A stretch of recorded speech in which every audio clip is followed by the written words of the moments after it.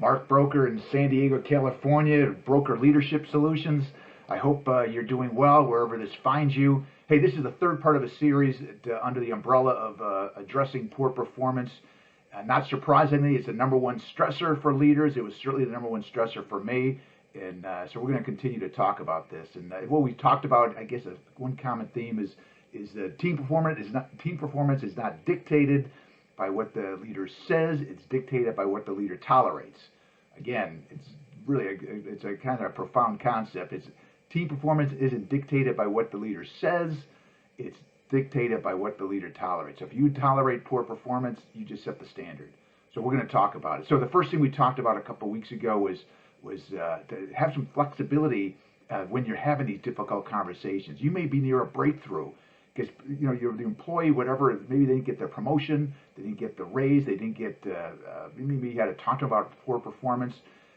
You don't want them walking out bitter. They'll be disappointed, and that's okay to be disappointed, but you don't want them bitter, and it may take a little time to get there. So don't have a difficult or an important meeting, I should say, at the back end of this difficult conversation meeting. And the second thing we talked about was when Stephen Covey's tremendous fifth habit, I believe it is, from his 7 Habits of Highly Effective People, just a tremendous iconic figure in leadership development. But what he said was when you're addressing a poor performer, start with the conversation with this: help me understand, and then fill in the blank. Help me understand why you're coming in late. Help me understand why you're showing anger.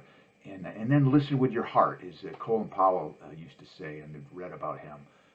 So today, what we're going to talk about is, on top of those two, is when you're having this conversation, it's really important to stay calm.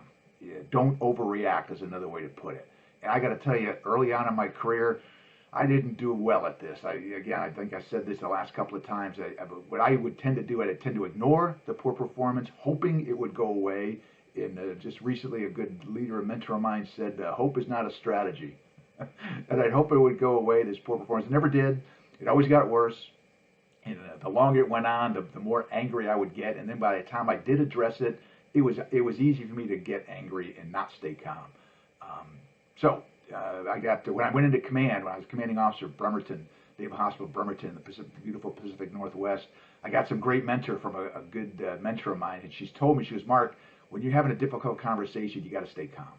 And she was awesome. She's a great mentor. So what happened is about 2 years into my tour, we were told to implement Medical Home. And Medical Home was a tremendous initiative to provide better care for our outpatients. We had about 35,000 patients we were responsible for. And what we did is we created 4 teams, 4 Medical Home teams, and equally, 7,500 or so, whatever it was, 12,000 patients on each team. And each team was made up of doctors, nurses, medical professionals. You get the idea. And it was great. We started this thing going, and what happened is the teams, these 4 teams, got into it, and they actually said, listen, let's name our teams for animals of the Pacific Northwest. And one team was called the Sea Lions, I think it was. And everything was cooking along pretty well. Well, then the director of the program came into me, and who was running this thing. She did a great job. She said, sir, we need to dissolve one of the teams. It's not efficient. We got to go down to 3 teams. And she explained. I said, this sounds good. Let's do it. And the team, we decided to dissolve. What we're going to do is dissolve the team and farm out the members of that team to the other 3 teams. It was a good decision, and it was well done. But what happened is the team we're going to dissolve was the Sea Lions. And this one member of the Sea Lions did not like that decision and actually sent an email out under the title, the Sea Lions, they killed the Sea Lions.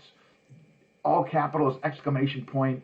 And I just was very passionate about the team that he was on, and he wasn't happy about this. So the director came in and said, "Sir, did you see that email? We gotta take care of this." I said, "Well, hold on. Let me think." I thought back of my mentor, who she's told me to stay calm. I said, and the Sea Lions were going to have their last meeting, and they wanted the director there, and they just wanted to air their grievances, I guess. And I said, "Listen, just go up there and explain again why we did this, although we've explained it before." I said, explain why very, very quickly, but more importantly, just listen. Listen to their concerns. And I said, I think this will go away. And she did. She went up there, did a great job, listened to their concerns, showed a lot of compassion, because it was just a lot of emotion. They loved having their team, and they loved the Sea Lions, and we got rid of it. So the point of the story is, don't overreact. Be calm, stay calm. don't overreact, because these are extremely important conversations, and they're trusting you as a leader can either grow or not grow, and maybe go into this fear business. So just be very careful and be mindful. Stay calm when you're having these conversations. Well, that's it from here. We're out, and we'll see you in a couple weeks. Stay safe. Bye-bye.